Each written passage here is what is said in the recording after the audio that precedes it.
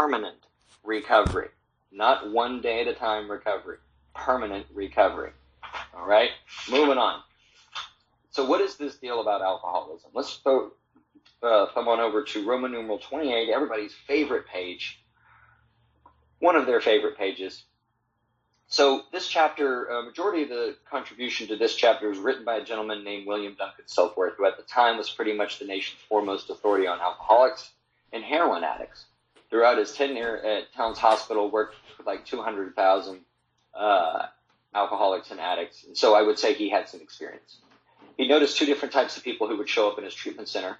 Type A would walk in, they'd get the treatment, they'd hear the lectures, get the meds, they'd leave, they'd never come back.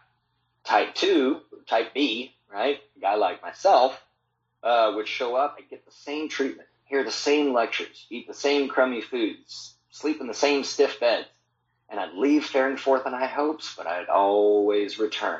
And I'm twice as bad as I was the time that I was there before, sometimes 10 times, right? That's when he developed this theory or an opinion, later on proven fact by the American Medical Association. He says here in the first paragraph on Roman numeral 28, he says, we believe, and so suggested a few years ago, that the action of alcohol on these chronic alcoholics is the manifestation of an allergy, and that the phenomenon of craving is limited to this class and never occurs in the average temperate drinker. So let's stop right there. Now, first time I ever read this, I was like, man, this sounds like a whole lot of doctor talk. Can someone translate for me, please? So basically what he's liking it to, or the reaction that my body has, he's liking it to an allergy, which is just an abnormal reaction to anything my body comes in contact with, right?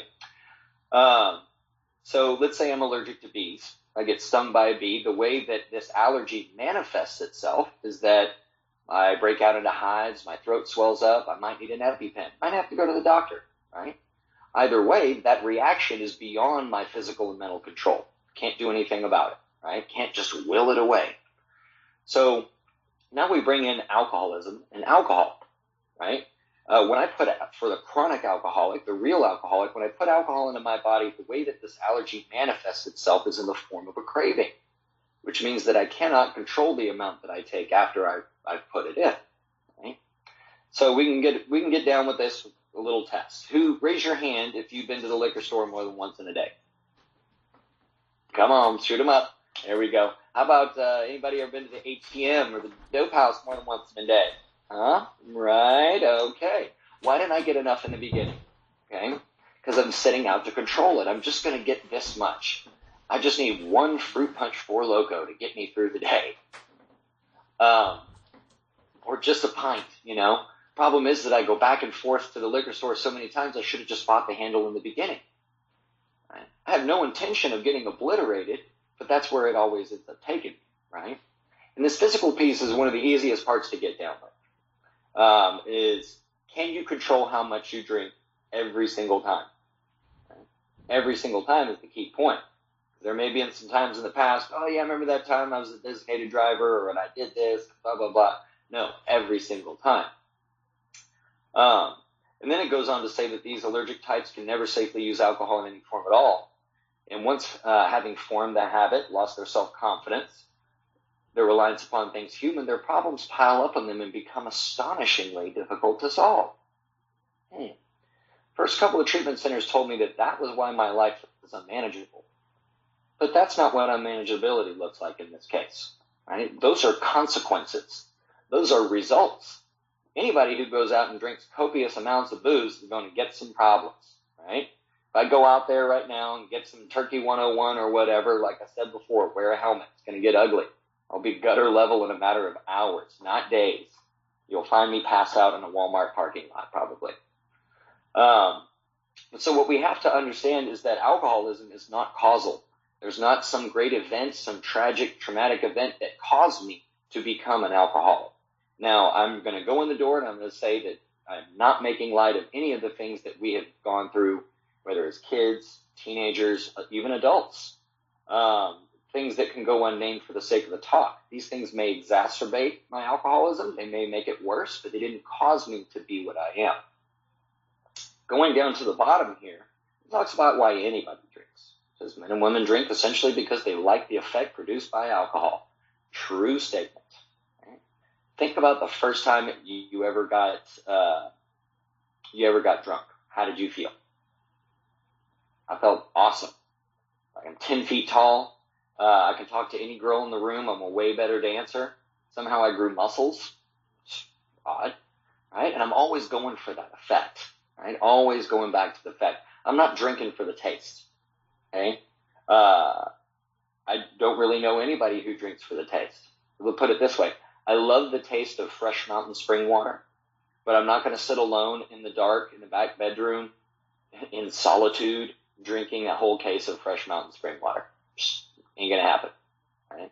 I'm going for the effect back when it worked. Problem is, though, is that now that this physical piece has started to consume me, I overshoot the mark each and every single time. If I knew that 3-5 beers or whatever would get me to the effect, why is it that I continue going? It's because of this physical piece, right? I can't call my numbers. It says the sensation is so elusive that while we admit it's injurious, we cannot after a time differentiate the true from the false. We've all got injuries. And again, injuries are not a prerequisite to being an alcoholic, right? All the DWIs or getting the kids taken away, the divorces and stuff like that, these things do happen, but they're not required. Right? How about these injuries that we can get down with, the internal ones? Anybody ever experienced loss of dignity? Loss of self-confidence? Right? All that kind of stuff. Did alcohol ever get you to do things you said you would never do? Set the bar lower and lower and lower? Right, me too. But after a time, I can't differentiate the true from the false. What is the truth? I drink, I get drunk, bad things happen. What is the false? It is all the things that my mind is trying to trick me into to take me back to the very thing that's trying to kill me. Things that show up like, this time it'll be different. My personal favorite, who's gonna know? Like I can act my way out of it when I'm staggering and slurring my words. Or you might get a case of the F-its, right? Say screw it. Plenty of people have said that. Or I may experience what the book describes as a strange mental blank spot, which means that I'm struck drunk and I don't remember how it happened. I don't recall putting it to my lips or what was going on, going to buy it, going to steal it. That's the thing. Not a blackout. That comes afterwards. We're talking about the strange mental blank spot that precedes a relapse into drinking.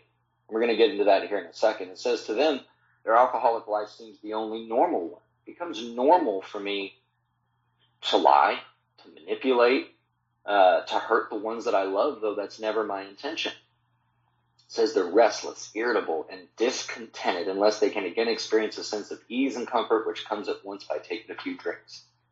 Drinks which they see others taking with impunity. Right there, they describe untreated alcoholism. Restless, irritable, discontent. That's me, stone cold sober, not an ounce of alcohol in me, and I'm restless. You know, you see that guy at the meeting who's got that jumpy leg, sitting there bouncing, he's going to stomp a hole in the floor. That's me, without my medicine. I'm driving down the road, got 40 conversations going, I'm the only one in the car, watching a soccer game, it's halftime, I don't know who's playing, I don't even know what the score is. Because my mind's going 100 different directions. Irritable, right? I'm easily agitated. Wake up in the morning, it's going to be the best day in the world. All of a sudden, the kids aren't doing it my way. They're crying. The wife burns the bacon. Guess what? The day's gone to hell. Right? Discontented. Discontented is a double-edged sword. On one end, it looks like a whole lot of self-pity. Poor me. My mama loves my brother more than she loves me. I got to go to treatment again one more time. I got to take the bus sucks, you know what I mean, that kind of stuff. But on the other end, it may look similar to what it does in Fred's story, right? It was the end of a perfect day, not a cloud on the horizon, right? Fred was having a perfect day. It was awesome. His business venture went off well. He's leisurely dressing for dinner. He walks across the threshold of the dining room, and guess what his mind comes up with? Drink, right? Fred wasn't restless, he wasn't irritable, but he was discontent. How so? Fred was at 100%, but his mind still told him, you know what, be a lot better if you're 110%. Sometimes people call that celebrating. So does that mean I need to put thresholds and perfect days, cloudless horizons on my trigger list. No. For an alcoholic, there is no such thing as a trigger. Nothing outside of me is going to cause me to drink. It is all simply based on this internal condition. Alcoholism is an internal condition. External things will not fix it, and external things didn't cause it, which is why we have a spiritual program of action to go inward in order to turn out. Right? So let's turn to page 24 real quick. See how much time I got. Okay, looking good. Looking good. We're cruising. Everybody doing okay? All right. Page 24. So, you'll see a set of italicized writing here on the top of page 24. It says, the fact is that most alcoholics, for reasons yet obscure, have lost the power of choice in drink. Our so-called willpower becomes practically non-existent. We are unable at certain times, to bring into our consciousness with sufficient force the memory of the suffering and humiliation of even a week to a month ago. We are without defense against the first drink. Let's break that down. Saying the moment I stop drinking, the clock is ticking. I've got a week to a month, then unless I'm seeking some spiritual solution, then I'm condemned to repeat the same thing. Think about it this way. We're talking about alcoholic insanity. A lot of times people will throw that word around, and sometimes there's just not enough depth and weight behind it. Think about this insanity. We're not talking about clinical insanity or normal people version of insanity, doing the same thing over and over again, expecting different results. How about doing the same thing over and over again, damn well knowing what's going to happen, but not being able to stop it? I know that if I step on the train track and a train comes, guess what? I'm going to get hit, but I can't get out of the way. And at some point in time, left to my own devices, I will do what I always do, and that's pick up a drink. The most insane act I will ever commit, I do from a state of consciousness known as sobriety, and that's pick up another drink. That's nuts. It's crazy, right? But at certain times, right? Only certain times, not every time perhaps, but at certain times, I can't bring about, the mental fortitude or even the physical fortitude to be able to keep myself from drinking, right? We have a whole lot of awesome slogans and one-liners out there. Some like, let's say, keep it green. Remember where you come from. Remember how bad it was. Live life on life's terms. There's some other ones. I'm forgetting a whole bunch of them. Again, coming from well-meaning people who are not out to hurt me. But here's the problem, is that page 24, that paragraph alone renders almost all of those slogans null and void. At certain times, I won't be able to keep it green. I won't be able to remember how bad it was. I won't be able to live life on life's terms. Hell, life on life's terms makes me thirsty. Right? We're about to get into a position where we're going to talk about living life on God's terms. So if this is me, if this is you, then you've probably placed yourself beyond human aid. I have placed myself. Right? Nobody else did it for me. And if that's the case, I may be suffering from an illness that only a spiritual experience will conquer. But there's still a bit of work to do with this. Page 30, please. So page 30 tells me that we learned that we had to fully concede to our innermost selves that we were alcoholics. That's the beginning of the second paragraph. Fully concede, right? This is where recovery begins. Relapse is not a part of recovery. Once I have reached this point of true desperation, now recovery begins, right? And I will say that anything and everything that we have all gone through was absolutely necessary for me to get to a point where I can become teachable, where I can get to a point, let's say, for instance, you would have asked me 10 years ago, Jerad, are you an alcoholic? Intellectually, I can admit that to you. Yes, I have a big problem. But I couldn't admit it here, in my gut, in my spirit, in my heart of hearts. And I had years of getting my teeth kicked in plenty of times, and all of that was necessary for that to travel from my head to my heart. for it to finally click, for me to be truly desperate that I would be willing to do whatever you told me to do, right? For this to even sound good.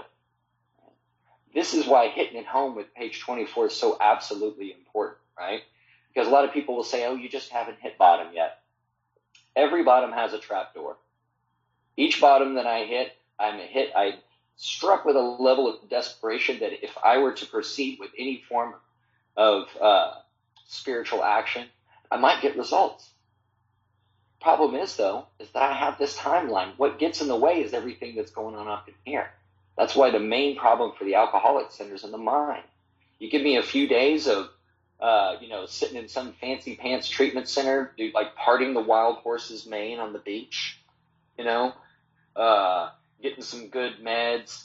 Maybe the girls still have all their teeth, that kind of thing, and it's like, hey, this is a great place. And my mind starts to think, hey, this isn't such a bad thing. You know what? I was making rough going to this. I got this. And ego reemerges. It reconstructs itself. If you're familiar with Dr. Harry Tiebout, he wrote extensively about reemergence or the reconstruction of ego. And this is what happens to every single one of us. This is why I have a week to a month. You want a timeline with which to work the steps? It's right there. Page 24, a week to a month. Okay? So come on over here to page 44 real quick. It gives me two questions. In the very top paragraph, it says, if when you only want to, you find you cannot quit entirely, or when drinking you have little control of the amount you take, you are probably alcoholic. And if that be the case, you may be suffering from an illness which only a spiritual experience will conquer. Right? I need to have both of these to qualify. Problem is, though, is they threw in a trap word, the word probably. Right? You were probably an alcoholic. I cannot diagnose you as an alcoholic. A doctor cannot diagnose you. Your sponsor cannot diagnose you. Only you can diagnose yourself. That is why you have to fully concede to your innermost self. Am I or am I not suffering from an illness that is progressive in nature and left untreated is no different than cancer? What happens if you have cancer and it's untreated? It consumes the host and the host dies. It's the exact same thing with alcoholism, right? Is this me? And if that's the case, I need to seek a spiritual experience. So where on earth am I to go to have this spiritual experience? Well, page 45 will tell us it's this lack of power. That is our dilemma. We had to find a power by which we could live, and it had to be a power greater than ourselves. Right?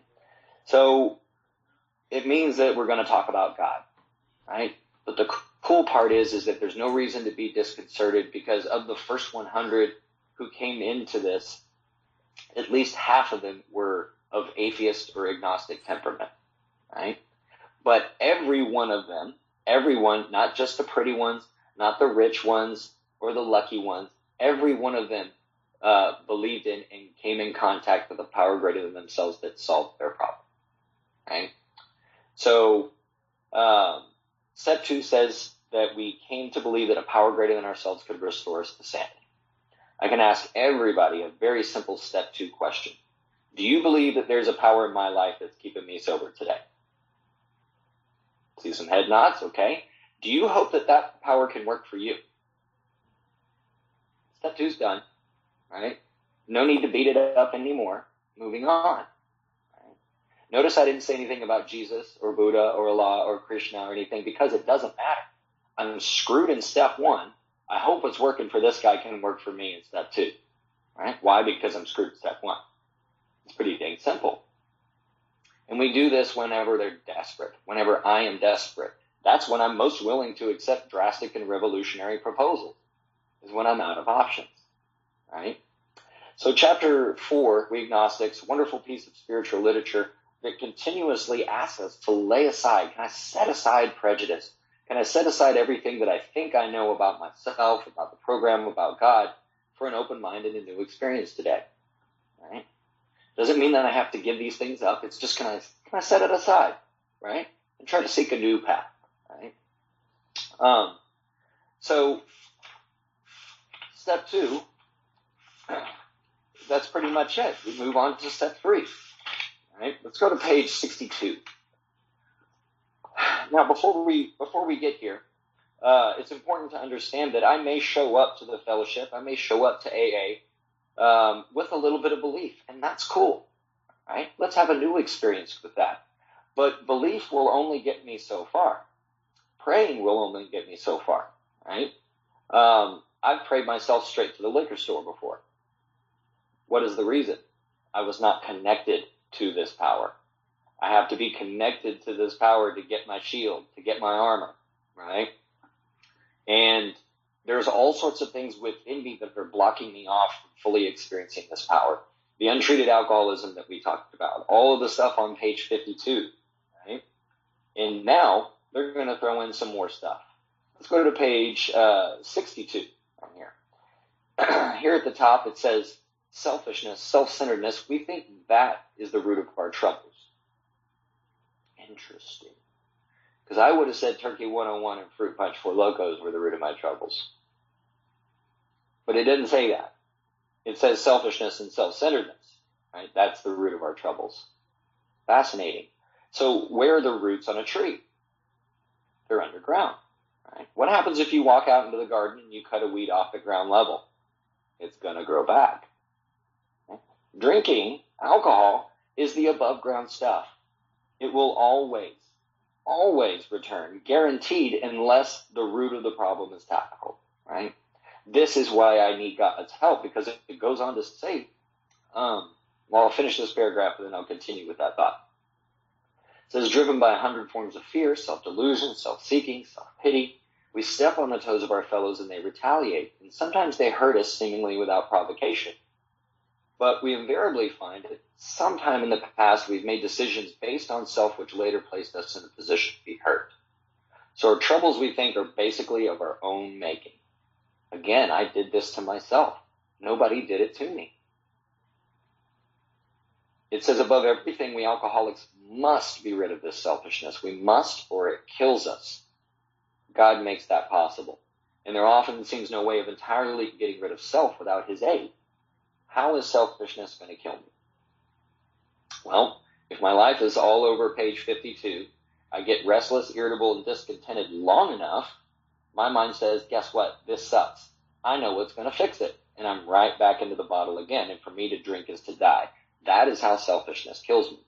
But me working on my selfishness is more selfish. You guessed it, right? I can't go out there and be less selfish today. Guess who I'm already thinking about? Me. Can't work on my defects of character. Why? Because if I could have done these things, I would have done it a long time ago. I would not be sitting in front of you right now, right? Because that's me working on me. And that's me relying on me. And me relying on me is working Jerrad's program. We all know what happens to Jerrad's program, right? So this is why I need God's help.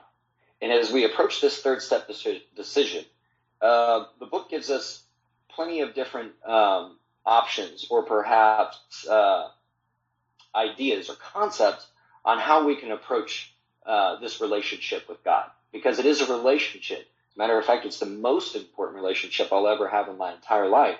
It goes on to say, this is the how and why of it. First of all, we had to quit playing God. It didn't work. Next, we decided that hereafter in this drama of life, God was going to be our director. He's the principal. We are his agents. He is the father, and we are his children. Moving on to the next page, probably one of my most favorite sentences in the book. It says, being all-powerful, he provided what we needed if we kept close to him and performed his work well. My sponsor told me, he said, this is your job description until the day you die. Your job is to do this today, no matter what. No matter what anybody says, no matter what anybody does, no matter if we're in lockdown and mask, no mask, and all of this stuff does not matter. My job is to do my job today, no matter what. So this power that you guys believe is working in my life, and you hope it can work in yours, is that power everything or nothing? It better be everything, right? Because I'm at a position of no choice. It better be everything, right? And it's going to provide what I need as long as I stay close to him and perform his work well. Those are the only two things I have to do for the rest of my life. We can expound on that a whole lot. There's a laundry list of stuff. But to put it simply, if I do these two things and I get all that I need, what else do I need? Nothing. Right? We could throw in fear in there. If he gives me all that I need, as long as I do these things, what do I have to be afraid of? Now, that's not to say I'm not going to get into fear. Right? I'm still human. But this paragraph, or this little sentence right here, basically alludes to everything that I will be doing for the rest of my life, right? This right here is chopping wood. This is carrying water, right? Staying close to God through prayer and meditation, performing his work well through work and self-sacrifice for others, giving freely of myself so that other people can live. And for that, I get absolutely every single thing that I need. Right? So, in this third step decision, am I willing to commit? Am I willing to go to any length for victory over alcohol? And if I do so, I make a demonstration of that on my knees, say the third step prayer. The wording, of course, is quite optional. And if that's the case, can I make a commitment to go through the rest of the work like my life depends on? That's step 3. All right? So now we're going to tackle all of the stuff that has been blocking me off. Right? All of the things that have been blocking me off from fully experiencing the power. And we go into a personal inventory. We look at 3 different things. We look at resentments, deep-seated ill will towards someone else, a grudge, let's say. We look at fears. What's the fear? Why do I have it? And then we look at our sex conduct, the third thing. Nothing to do with the actual act of sex. It has everything to do with relationships. How am I treating the people in my life that I said that I cared about? How am I treating God's princesses or my friends? Right? Am I treating them like Kleenex, just using them for what I want and tossing them to the curb? Right? Or like arm candy? We get all of these things down on paper in a 4-column inventory, right? And, oftentimes I'll ask, or people will say, how long should this take? And the real question is has anybody ever worked for a company you got to go take inventory? Okay, right. So do I want to spend a month doing inventory at this company? Do I even want to spend a week? No. I want to show up on a Saturday early, right? Knock out a couple of hours, get it done so that I can go out there and spend some time with the wife and kids, that kind of thing, right? Inventory should not take a long time, right? Because we're coming down to causes and conditions. And when I've reached this point where I've completed this step, making sure that all the I's are dotted and the lowercase J's, all that kind of stuff, I approach my sponsor or the person who is guiding me through these steps to do a 5th step. Right? So, as a matter of fact, let me catch up in the book. And so in this 5th step, we're going to discover a lot of truth about the stock and trade. I'm going to discover a lot of 4th column things where I end up seeing where I was at fault. Not my part, right? The book doesn't use the word my part, because if I have a part, then that insinuates that you have a part, and my sick alcoholic mind is going to say that your part's 99%, mine's just 1%, right? I'm looking to see where I was at fault, and sitting knee to knee with with a recovered alcoholic will help me to discover where I was at fault. And having finished with this 5th step, having spent my hour of quiet time as the book requires, I'm approached with steps 6 and 7. And in 6 and 7, let me come on over here real quick.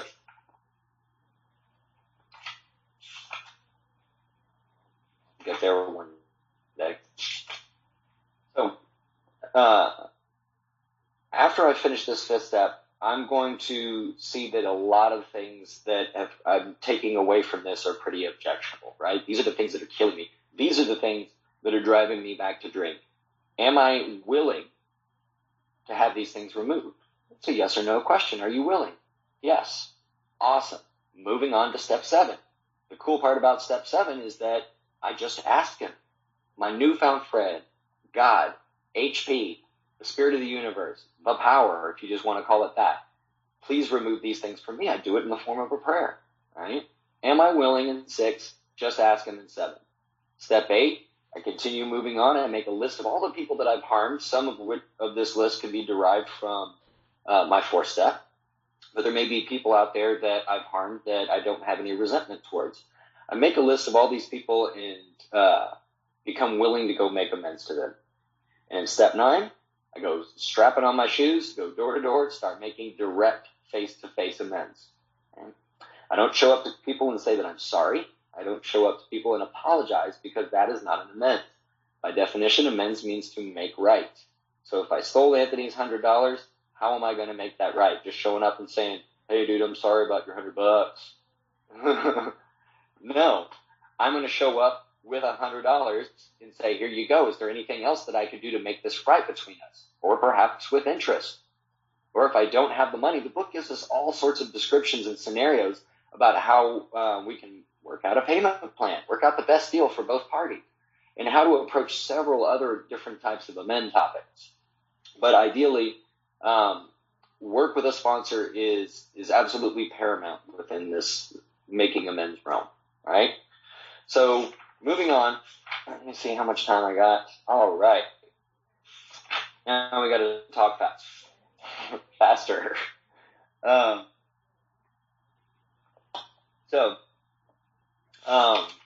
Let's go to page 84 real quick. So, having gone out and made some amends, I immediately start on 10, 11, and 12 for the rest of my life, right? Looking down here at the second real paragraph, it says, this thought brings us to step 10, which suggests we continue to take personal inventory and continue to set right any new mistakes as we go along. We vigorously commence this way of living as we cleaned up the past. So as I'm starting amends, guess what? I'm starting 10, 11, and 12 as well. It says, now here's the big kicker. It says, we have entered the world of the Spirit. A lot of times people either confuse step 10 with step 11 and nightly inventory, like I only do it once at night and that's it. Or a lot of times people will confuse it with 4 through 9.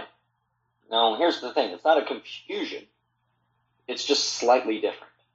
Having done 4 through 9, or at least the 4th and 5th step, we're aware of what resentment looks like. We're aware of what fear looks like, selfishness, dishonesty, and the like. And so I'm now awake to that. And that's why it's different than just 4 through 9. All of these things in the first few steps, I was asleep to, dreaming that I was awake. And now, fortunately, I'm awake to what these things look like, and I get to view them in a different light. I get to watch out for them. Why do we have a 10th step? Well, because life continues to happen with or without me in this world. People are born, people die, jobs come and go, so on and so forth. And I need to be able to deal with life, right? And so it gives us several directions to take action when problems pile up. It says, our next function is to grow in understanding and effectiveness. This is not an overnight matter. It should continue for our lifetime. So here we go. Continue to watch. There's the first action word. For selfishness, dishonesty, resentment, and fear. When these crop up, we ask. There's the second. God wants to remove them. We discuss them with someone immediately. There's the third.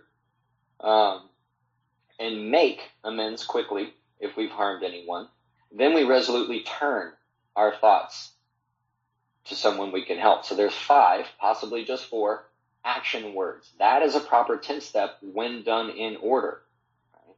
Now think about it. This can be done at any point in time throughout the day. If I wake up in the morning and it's 6 a.m., I'm driving to work, or some dude at the gas station takes my pump or something like that, and I'm pissed off, and I don't do anything about it, guess what? I am blocked off. I'm blocked off from God's kids, and when I'm blocked off from God's kids, I'm truly blocked off from God for the rest of the day, right? So am I going to wait till the end of the day to do nightly inventory? No. I need to tackle it in the immediacy so that I can get reconnected to God and redirect myself to someone else or to someone I can help. Getting out of self. That's the entire idea of the 10th step right there. So now, moving on to 11. And, okay, I'm going to go quick. Moving on to 11, which suggests prayer and meditation, right? I had mentioned before that this relationship that I have with God is the most important relationship I'll ever have.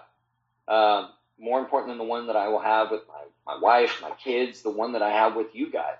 Because without this relationship, I will have no other relationship, right? Oftentimes people will say, oh, well, sobriety's got to come first. Well, guess what? No God, no sobriety. So that's why God has to come first. And so the real question is, how much time am I spending in this relationship? How much time am I spending with God? Am I just waking up in the morning and saying, hey, thanks for the information, or hey, thank you for, keeping me sober today, or something like that, and then I see him again at night and say the same couple of things? What kind of relationship is that? I have to put in my part, right? I have to continue to work at it. And I have to continue to grow in understanding and effectiveness and cultivate this relationship.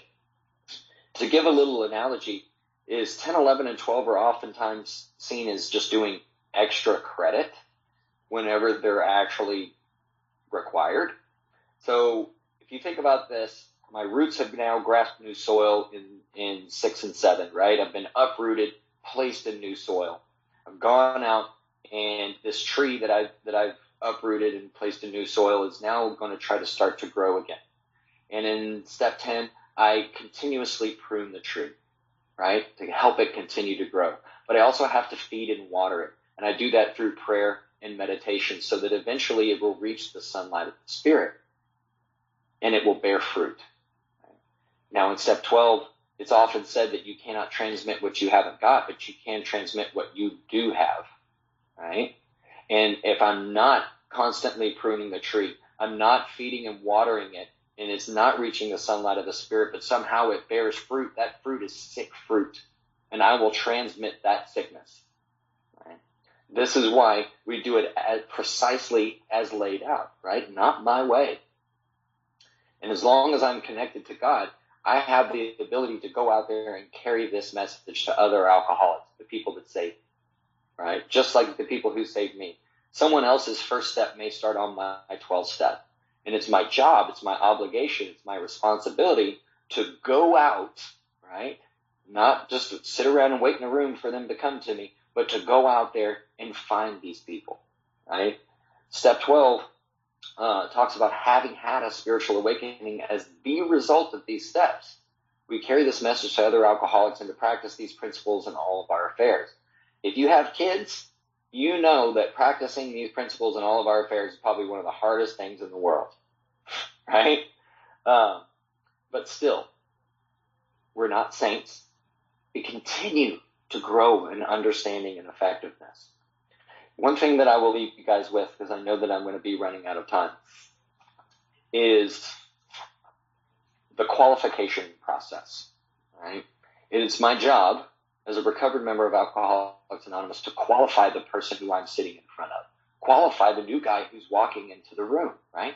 Find out, am I dealing with a real alcoholic? Am I dealing with a disco drunk? Some dude who's just, has a bad time on the weekends and then, bumps his head and wants to come in? Or some dude who needs to get his paper signed? Who else am I dealing with? Am I dealing with a drug addict, right? Am I dealing with an alcoholic who's powerless over drugs? Am I dealing with someone who is just addicted but not a drug addict? Those are two separate things. And am I dealing with someone who has a problem other than alcohol that I need to guide them to a room where they can get the most help, and then once they recover, they can be the most help, right? Not someone who's just hiding out in AA for good AA sobriety. All of these things are my obligation. They're my responsibility. Right? I have a real purpose. I have a primary purpose, and I have a singleness of purpose. All of these are my responsibility. Right? But none of these things will get done if I'm sitting around waiting for someone to come to me. I have to go out. Right? I have to go out. And each and every single one of you, myself included, everybody has a voice. Everybody has their experience, and your experience is uniquely makes you uniquely useful to someone else out there. No one can take your experience away from you, right? We could all be at a treatment center right now, all hammering home step 1, and guess what? There may be people out there that can only hear it from Kathy, may only be able to hear it from Will or Eugene, right? Or maybe even none of us. Maybe the guy who's coming up in the next run, right? But I'm there, armed and ready, properly armed with the facts about myself. Right? And to finish it off, let me get to the page real quick.